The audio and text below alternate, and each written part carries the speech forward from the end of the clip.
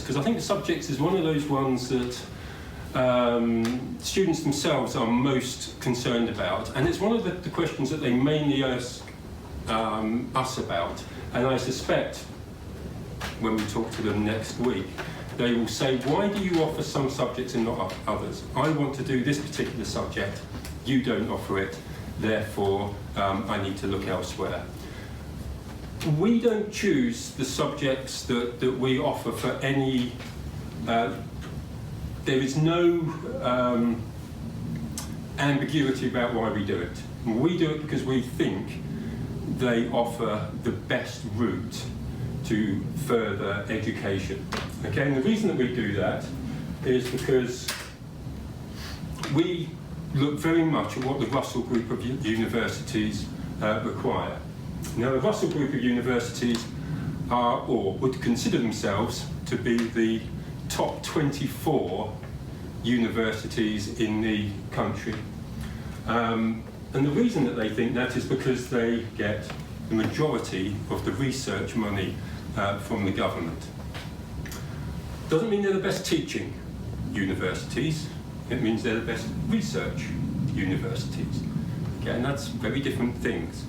And again, when you're looking on later, you need to be thinking about the teaching quality of a university, just not its research rating.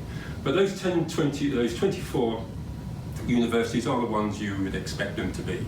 They are your Oxbridge ones, they are Durham, Newcastle, Liverpool, Manchester, Swansea, Cardiff, the ones that you would recognise as being the top universities. But they are the top universities from research.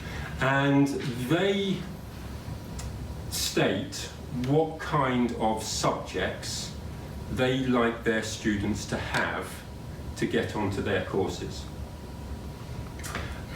And they publish, or used to publish, last year, they published this document. It's now gone online.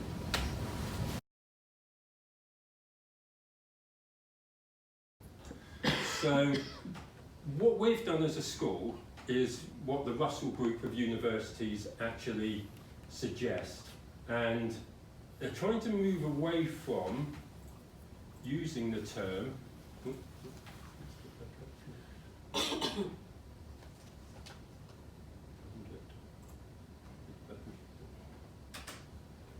what we call facilitating subjects. Okay, now the facilitating subjects are the subjects that will get you onto most courses at most universities. Okay, so if you choose from this group of subjects, then they are the ones that are most likely to get you onto the course. And these happen to be the ones that you'd expect. Okay, and they're the ones that we teach here.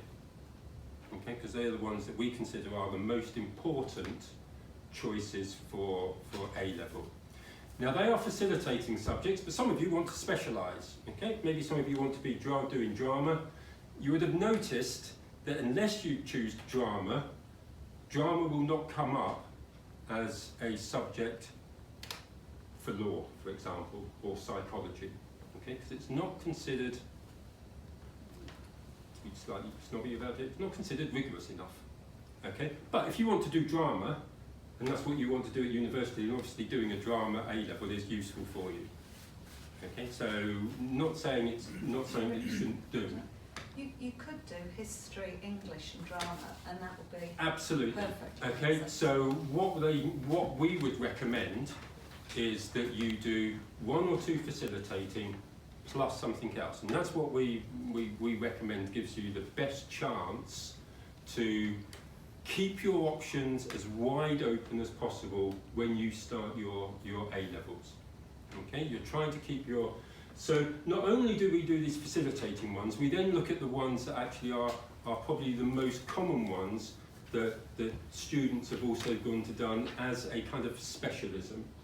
So things like art, okay? So art, if you're really, art is always a 3rd A-level unless you want to be unless you want to go down the art line. Okay, so you can keep it in there.